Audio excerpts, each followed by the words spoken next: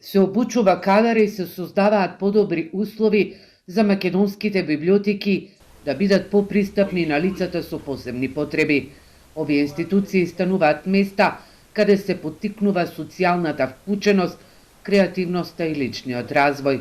Според Јовица Ничевски, директор на Универзитетската библиотека Свети Климент Охридски во Скопје, ова подразбира не само подобра инфраструктура, туку и достапни материјали, како што се книгите на Брајево писмо.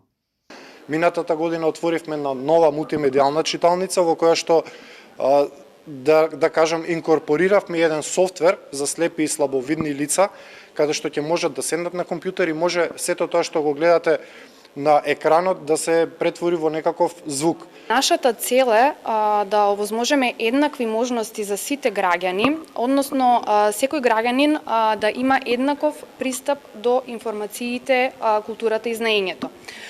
Единствениот музикотерапевт Томислав Таневски вели дека комбинацијата на читање книга со добре избрана музика дава резултати во процесот на инклузијата.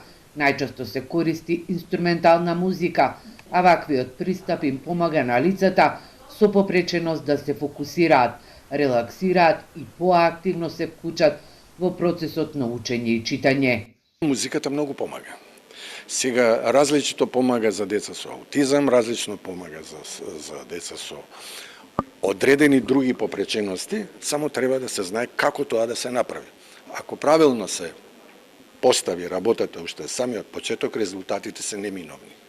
Според експертите, инклузијата на лицата со попреченост се уште е на ниско ниво, во споредба со останатите држави.